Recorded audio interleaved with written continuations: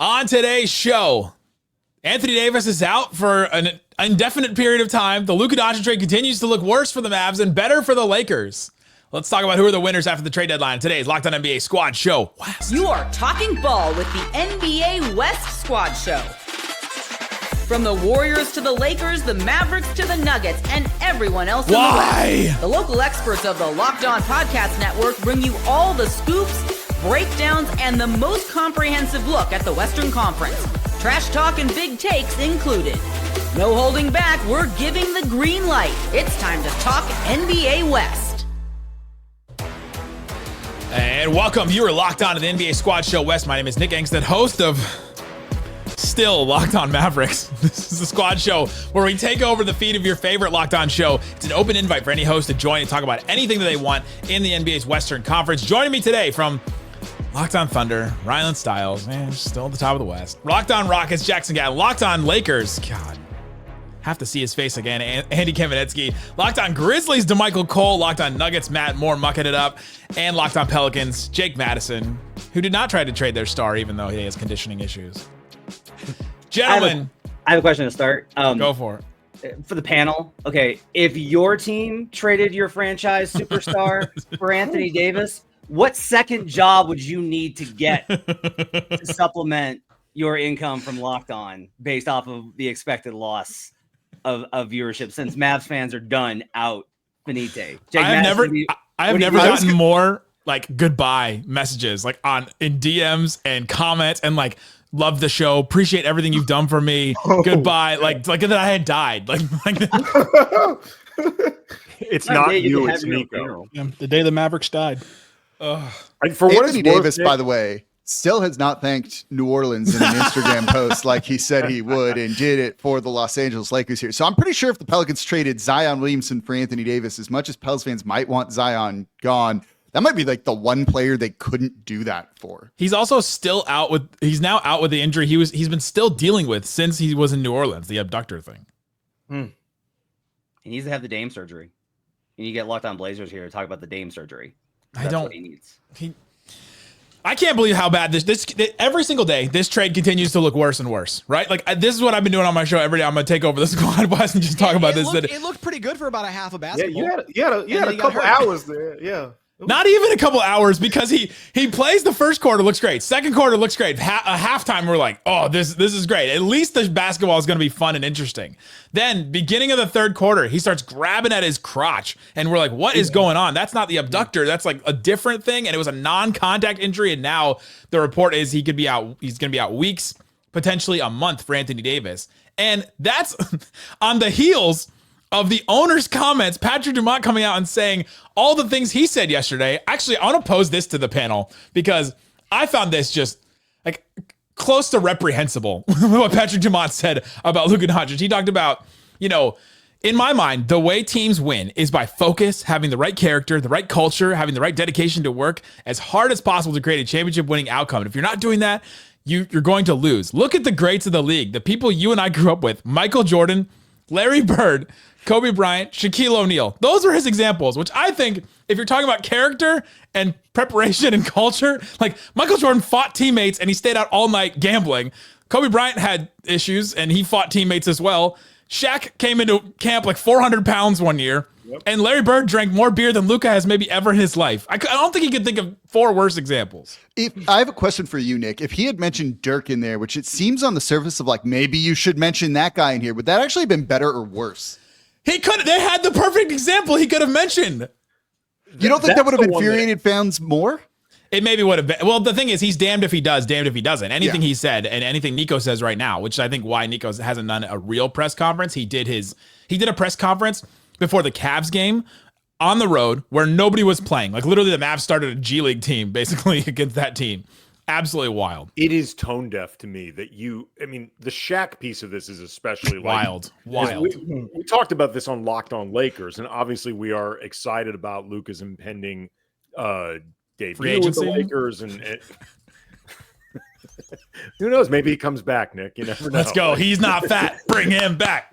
But like, I had compared the concerns about Luka, and to be fair-ish to the Mavericks front office. Like, this is something that's been discussed with Luka for a while. It's not like they just all of a sudden landed on conditioning out of nowhere as a way to try to justify this. Like, it's come up, but this is the first time the Lakers have had to deal with this sort of thing, like that type of concern with a superstar, since Shaq, because Kobe clearly dedicated to the game. LeBron clearly dedicated to the game. Anthony Davis dedicated to the game. You don't have to worry about those guys not putting in the work and the conditioning. Like, Shaq is the prototype for the concerns with Luka. Yeah. So to bring up Shaq is just insane. And also, you don't bring up Dirk?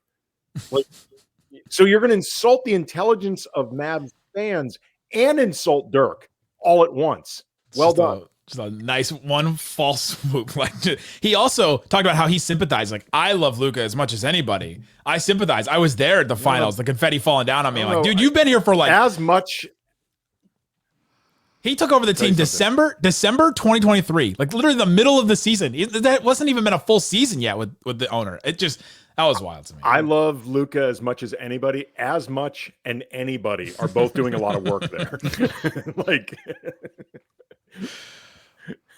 does anybody think the Mavs are just cooked? They're just done. The Anthony Davis trade, like this thing, him being out, could be a month. Now they're missing the playoffs now. Anybody think they're not? You're gonna be fine. The problem is now you talk about how jumbled the West playoff standings are, and you know those injuries. Like, you're gonna probably end up having to win a play-in game just to play the Thunder.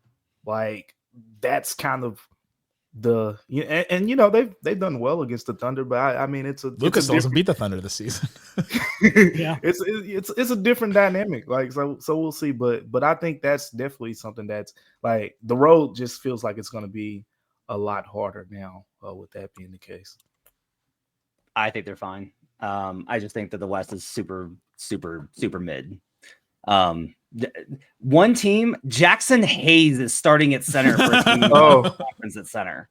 Like, there are vulnerabilities to be found across the board. I just think that Davis, they're gonna float around 500, maybe a little bit under. It's gonna get dicey. They'll push to the end, and then probably in the play-in tournament, there's gonna be a lot of teams I think that they can beat. I think they've still got a really good chance of getting out.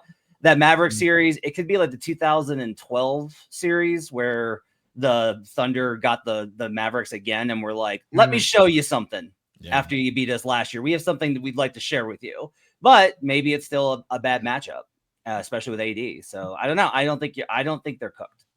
They basically floated all season without Luka, or most of the season without Luka, right? So like, he hasn't played in a month. So there you go. I mean, that's a pretty substantial chunk of the season that they've missed without their best player, and they've done just fine, right? They have a pretty strong supporting cast. Just fine is doing also a lot of work. All right, you know what? Fine. Sorry, I'm doing a lot of work. I don't know what fine is to you. Look, he does cover. I have not done just fine, Jackson. Just fine needs to get in better shape. We're not talking about your mental health, okay, Nick? Calm down.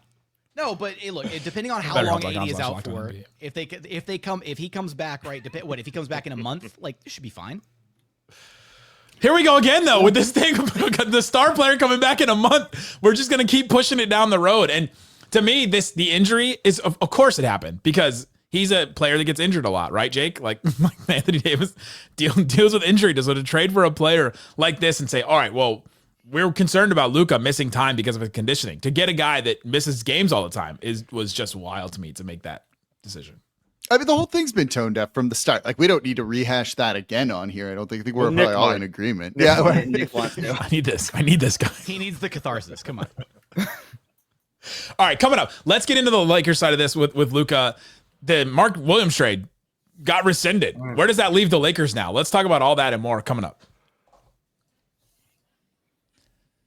Today's episode of Locked On NBA Squad Show West is brought to you by Open Phone.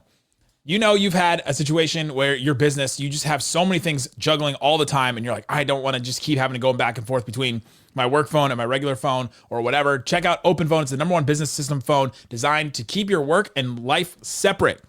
$15 a month, the cost of a few cups of coffee, maybe like 2 cups of coffee. You get complete transparency and versatility and visibility into everything happening into your business phone number.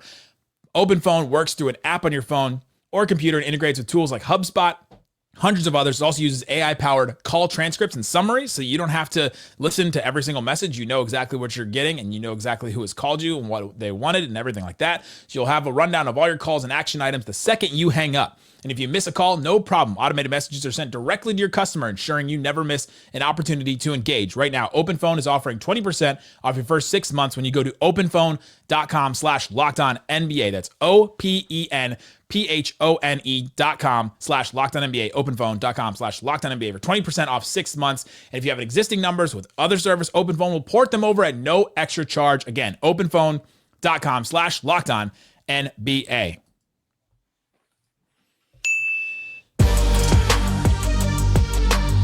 Thanks for hanging out with us on the Locked On NBA Squad Show West. We've got the hosts from all the different Western Conference teams here talking about whatever's going on in the West. I don't know what else is relevant now. I've just been thinking about a Slovenian for 6 years, and now he's gone out of my life. And Andy Kamenetsky, the Lakers, got a trade rescinded. Mark Williams didn't pass the physical. Where does that leave the Lakers now? Thin up front. The list of centers they have with any real NBA experience starts with Jackson Hayes and ends with Jackson Hayes. When's Christian Wood come back? Yeah, what's up with Christian Wood? Yeah. Who? Also, wait, how can they be thin up front when Luka's fat? Explain that to me. Playing center, starting at center. Magic Johnson did it. Luka should start at center. He might be one of the heaviest players on the team. So in the NBA, isn't he? Like, I'm doing this for you, Nick. I'm trying to make you feel better. It's not working. It's interesting. I mean, they were trading for Mark Williams in part because they thought they might have a center for the future, but also they had an immediate need right now. So they were looking to fill some short and long-term needs.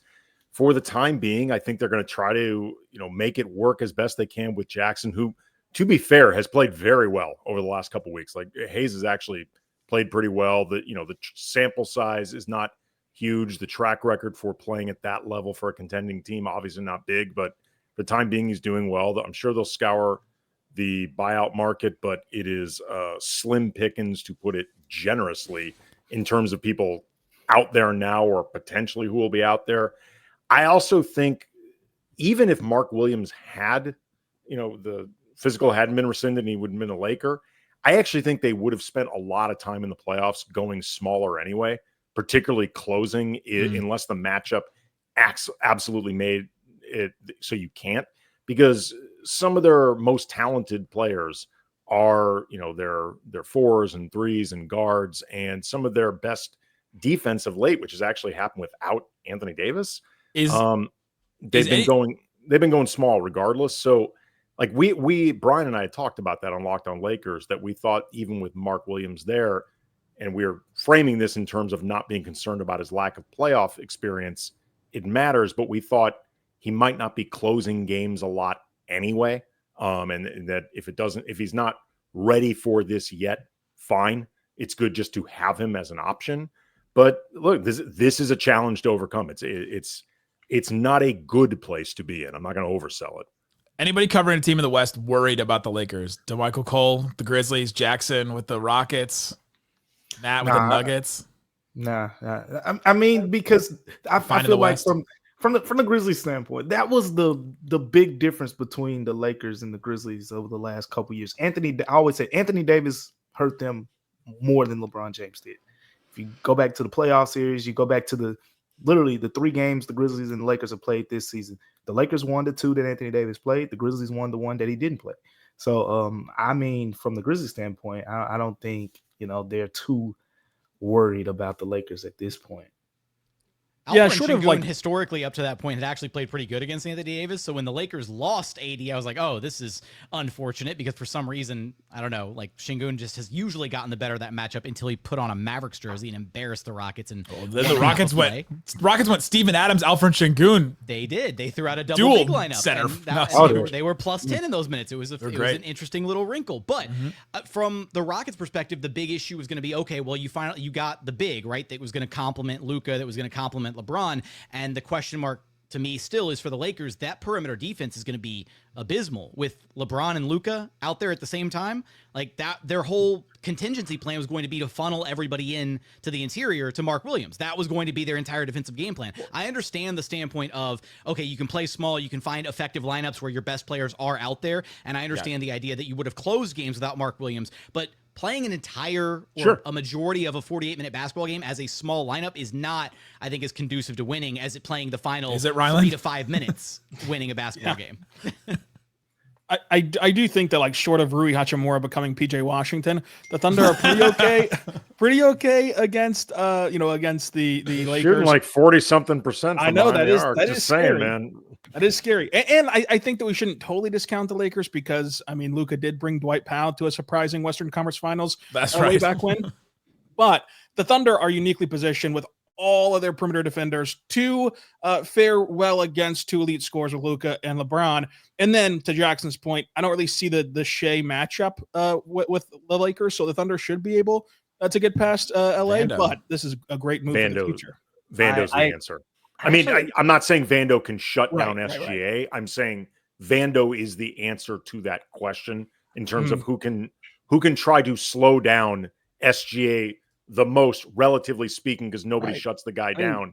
He's, I think, right now MVP of the league. And he did find success. He literally just did the equivalent of the Anthony Edwards, like, yeah, they got KD, but we've got Andy is right. We got Jake McDaniels. Yeah, they've got Shea Gilgeous-Alexander, but we've got Jared Vanderbilt. I did not say Vando is the answer to who shuts down SGA. I said Vando is the answer to who do they try to make SGA's life most difficult.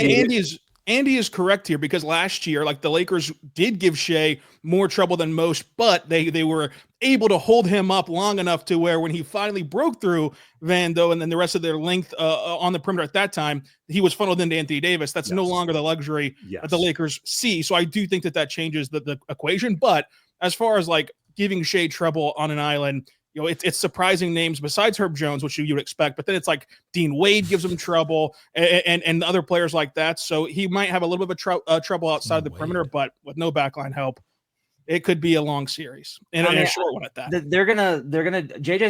He's gonna copy the Mavs playbook on this, and the interior rim protection isn't as good for sure, but they're gonna blitz Shea coming off of the pick and roll, which then he's going to be like, all right, I'll try guard screen in order to isolate you. But isolation basketball, even against the Lakers, okay, granted, Austin Reeves may have to go sit in the closet for a while, but, like, the rest of the Lakers can probably do okay in isolation coverage one-on-one enough. And then the Lakers' plan is to win with offense. Like, that's going to be the whole thing, is make anybody but Shea shoot. And then the question there is, like, can Chet and Isaiah actually score inside enough to be, like, a real consistent threat? Like, that'll be the formula. I don't know if it'll work, but, like, that'll be the formula. Right, and the Thunder have the defense to kind of hold true on that, even if they don't have a great shooting series, and even if SGA isn't excellent. I mean, Luka and Kyrie last year were not the problem for Oklahoma City. As far as, like, containing those guys go, the Thunder were able to contain both of them on the scoring. Kyrie had a bad series. He had a really bad series against J-Dub. And then the Thunder just could not hit water out of a boat to make up for that because the Mavericks were able to pack the paint, unlike what the Lakers can do. So I think that it wouldn't be some sweep, but I think the Thunder would get past them. Last year, part of the reason that the Lakers matched up extremely well against the Thunder was the size advantage that they had over them, that even if AD was still on the Lakers, if both Hartenstein and Holmgren are available, they don't have the same size advantage from last year to begin with, regardless of any roster changes. It'll be tougher this year just because I think the Thunder are better this year than last year. To be fair to the Lakers, though, the last couple of weeks, they have defended better than they profile on paper. They've been doing a really good job with doubling and rotating, trapping, shifting over. Like, they've been really good at it. Can they maintain it for the next 30-something games? It's going to be a tall order. I mean, it will be, but something we've beaten the drum on all season is, and it changes a little bit with Luka in the equation, but the Lakers have not been good enough this year to coast on talent. They have been good enough that if they play at the top of their game, they can be very good, but they have to play their asses off defensively in order to be good defensively. Like, they have no other choice. They don't have it. It helps to have Vando. It helps to have DFS. It helps to have Gabe Vincent. Like, some of that mentality and some of that energy, I think, becomes contagious. But between losing AD and frankly losing Max Christie, like Max Christie was really important to them defensively. Christie, by the way, underrated pickup for Dallas. Like Christie's, I'm not saying he balances out Luka, but he's keeping me alive, good. Andy. He's keeping me above board. Hey, if you don't want the, I know one thing Luka will not help your team do is to get away from the let's just coast on talent thing like that. That is not something that he will get your team away from, because that happens. The Mavs have played up and down to opponents forever. Coming up, let's get into the rest of the West. What stands out after the trade deadline? Or the Thunder, a big winner, because there's not a lot of big moves made in the West. Let's talk about all that and more coming up.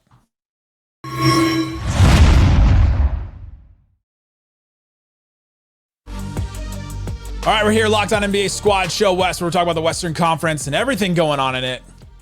Rylan, are the Thunder the big winners in the trade deadline? Because not a lot of big moves got made. Yeah, the Luka one was huge, but we just talked about how you're not worried about the Lakers in that. Obviously not worried about the Mavs in that. Grizzlies made some moves that kind of just dumped some guys. Yeah, I mean, Nuggets didn't really do anything. The Thunder are big winners because the Rockets didn't go get a top score, so it really just shuts them down in the playoffs. We already talked about the Luka Lakers angle. I do think that it's concerning the way that Dallas can play if they're healthy, but that's a massive if. I mean, to navigate a whole play-in tournament, we saw last year what the Pelicans had to go through in the play-in tournament, which really ended any chance of a non-sweep in the first round against the Thunder. And another area where the Thunder won, Cam Johnson did not get traded. And so Cam Johnson's still out there this summer for Oklahoma City to go get, if Matt's prediction comes true, where Wiggins can't shoot and Joe can't shoot and the Thunder suck. Well, in the summertime, they can just go and get Cam Johnson, as they went and got Caruso and Hartenstein to fill in the poor front court depth that they had a year ago. I love Rylan's anti-Thunder impersonation. I love Rylan's anti-Thunder guy. So funny. I don't want it to be true, but everybody, like, on some level, everybody is kind of wondering. Like, that's the only thing, because otherwise, like, you're gonna win, and you're gonna win by margin because you're the best team in the league by margin. Like, you're better than Boston. You just are. Like, we look at the overall. There's no way to argue based on the resume that the Thunder aren't just better than everybody. But that confidence that you wear, I think, can be a little bit over exaggerated in the regular season. Matt, it just dawned on me that we have not mentioned the Denver Nuggets at all. Sleeping Giants. Man. Like, we didn't need to talk about them, whether they were going to beat the Lakers, since they've done it 13 to 14 times. Well, no, that feels like less of a robust debate. But you guys did nothing at the deadline. Like, literally. Where do you think that leaves Denver, and was that a missed opportunity? No, I mean, I would say it was unfortunate, but it wasn't a missed opportunity, because in order for it to be a missed opportunity, an opportunity has to exist. And it turns out that when you go to teams and they're like, hey, do you want our bad players and bad picks for your good players? That they're like, no, I do not. Say it louder for the commenters in the back, Matt. You gotta sell it. I mean, Grizzlies fans can't hear you on that one, man. You need a little zazz. You need a little salesmanship. It's like if you're trying to be like, hey, we'll give you a 20-30 first round swap. And if you take Zeke Naji, and we'll take this contract from you, and you get a 20-30 swap when Jokic may very honestly not be in the United States. Like, how does that sound? And like, there wasn't anybody biting. They didn't. I was surprised at this. The MPJ stuff got shut down like months ago. From the Nuggets? From on high, it got shut down. That was nope, we are not doing this. MPJ is part of the core. We're keeping him. Now, I don't know what that means this summer for Aaron Gordon, who's got a trade kicker, or Jamal Murray. I don't know what that means. But if the leftovers are then like, who wants Julian Strother? Not everybody at once, then it gets pretty not. You know what's great. Funny, Matt? For all the talk about Jokic, and I get it because he's Jokic and he's incredible, and the Lakers' bad history against Denver, I had been more worried because you mentioned Michael Porter Jr. I'd been like, please move him. Like, Denver, please move him anywhere. Like, he's really been the guy that I think has been killing the Lakers, because Jokic is Jokic. In a lot of ways, I think AD played him close enough to a draw that it was fine. MPJ was the guy that used to just kill the Lakers. This shows you how fans react, because the fans all are very negative towards MPJ, or some are. Some are very positive, some are very negative from him, from a look at how bad he was in the Wolves series. And I keep being like, and if you talk to the Nuggets and you ask like, hey, what's going on with Mike? Just like off the record, hey, like, what's happening? they're very adamant in that Wolves series. They're like, go look at how they're guarding him. Yeah. They're staying home. They're sending help from any other place. Like, that's one of the reasons why Aaron Gordon is shooting more threes this year and doing it well. He's 40% from three. But that's kind of the thing is, like, versus the Lakers, MPJ kills them. Yes. Because the Lakers cannot help but help one pass away from MP. I don't know why. Like, they literally just forget he's there, Andy. They're just like, I'm just guarding no one. I'll go help out on Jokic now, and it's one pass away every single time. Hey, Jake, can I ask a question? I was gonna say, Jake's just been hanging out. I was actually going to jump in on this one too, but go ahead. Well, no, hit me, and then I'll ask my question. So, with them not making a move, and it seemed like Denver needed to, and you said there's no opportunity, is this a sign of the second apron kind of tamping down the trade deadline, where maybe more teams are going to look to do signing trades, things like that, with expiring deals and stuff like that? Because there was talk about that with Brandon Ingram, that they may get more in the off season when it was a sign and trade than you might get at the trade deadline for one of those type of guys. Yeah, I think it's like, I don't know how you get around that, right? It's just like, yeah. And so many of the moves that were made were setting up this summer. Like, you had a few that were for right now, like, oh, I don't know, Rob Pelinka getting a phone call, hey, you want to meet for coffee, and then I'll give you Luka Doncic. But then Nick, he's off screen. But then, yeah, and like DeAndre Hunter with the Cavs. But like a lot of these moves, and I think the Nuggets honestly wanted to do this. I don't think the Nuggets wanted to make a move to improve their roster this year. I think the Nuggets want to make a move to get assets so that at the draft or on July 1, they can improve their roster a lot. And you heard that from a lot of the GMs around the league, which is they're looking at the summer as when they're going to reshape and reshuffle and work on whatever it is that they need to work on. That said, Jake, can I just ask a question? Why will you guys not give up any of the good players except for, like, you only gave away Brandon Ingram? No offense, but like Herb and Trey. I'm sure none taken from BI. And Alvarado. had to be more players available. Like, and Hopkins, like, there's so many good players in New Orleans, and they're all. And and this team is so bad. Look, I'm quiet, Nick, because I'm covering a 12-40 team here this season. It's why I'm quiet. That's why I didn't jump in. Are you scared of the Lakers conversation? Because there's no need for me to chime in here now. Jake's scared of his own team right now. Okay. Yeah, like a little bit. Look, we know what the Pelicans are going to try and do, right? Like, they're not going to blow it up. In theory, if the Mavs are trading Luka because of conditioning issues, and Luka can take you to the finals as an all-NBA guy, by that same logic, even if it's probably not the most true there with the Mavs, the Pelicans should trade Zion Williamson, right? Like, there's no doubt about that. If that's kind of the logic behind trading a guy like that, they're going to just kind of run it back for the most part with these guys and try and win next year. And they're going to be a play-in tournament, most likely team again. And they're going to hope that they can be healthy, but that doesn't happen because we're cursed here. And that's why you didn't see any of those guys on the move. You know, I also think, I do wonder how much that Luka trade is going to impact teams going forward, of like fan favorite players, of like, can you actually move a Herb Jones? Can you actually move a Jose Alvarado, right? Like, it's not fully in the shop, but that's one of his jerseys back there. Like, fans tend to riot over stuff like that. And if a team's already precariously, precariously balancing some attendance at the arena, maybe that's not the best thing to do. So it makes it kind of weird, I guess. Please, for the comedy, like for the comedy gods, the basketball comedy gods, let New Orleans trade Zion to Dallas. That would be the greatest thing ever. Please. I ask for so little.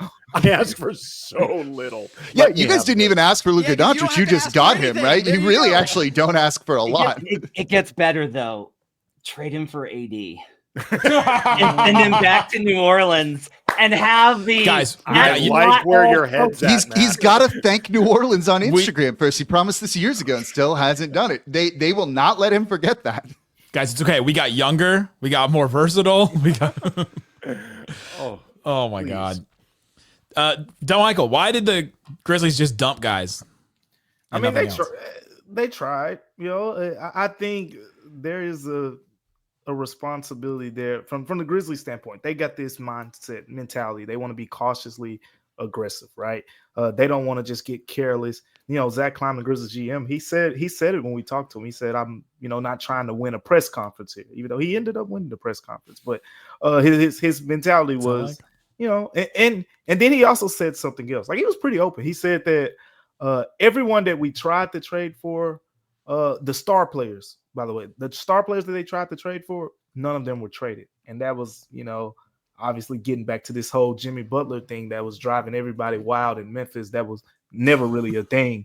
But they tried it, and they picked up the phone to see what was available out there. But at the same time, getting back to Matt's point, where you're saying, hey, look, we got Marcus Smart for you, and we can throw some picks on top of it. And you saw what Marcus Smart's value was, at the deadline. I mean, he basically was a negative asset. He's not, valued the same way that Marcus Smart was 2 seasons ago. So when your best, from a financial, like a money matching perspective, him having over a $20 million cap hit, he was one of their best kind of ways of getting that star player that has a bigger salary, and he was a negative asset, so they just couldn't do it. If the Celtics or Heat are say, yeah, no, we'll give you this player, we're no, that's good, walk away. When that's a sign, that's a red flag. When the Celtics are done with a guy, it's over. When the Sixers or when the Heat are done with a guy, it's over. Although the Sixers lucked out because they just traded their guy to Dallas, but like in general, I think that's like a good kind of formula here. The other thing I've said, and I am kind of like curious about this. So I think like there's stable front office in OKC, obviously. Houston pretty stable with the success that they've had. Pretty stable in Memphis. And Jake, I think we'll see? Question mark? Yeah, look, I'm not sure either. Could go either way. And then like Nick, after, in like the 30 seconds when Nico's gone, I have a question. Like I made this argument on Substack. I don't think you can hire anyone with Laker connections at all. To the Mavericks? To any team. If your guy worked in LA and knows the Lake, nope, I'm out. Like you have to avoid the front office is like 3 people. Who are you going to hire? Like, I mean, like it's a tiny front office. There's I'm nobody, like even former players or anyone with any connections. Anyone, because like Jerry West handed them Pau Gasol.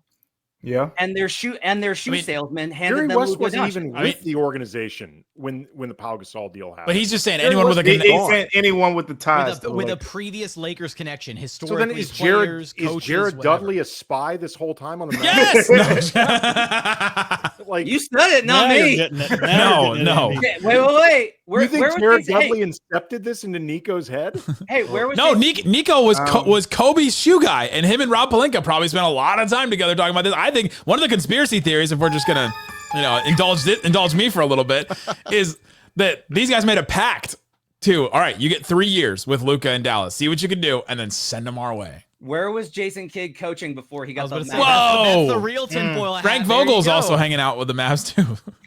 Ooh, wow. The truth is out there.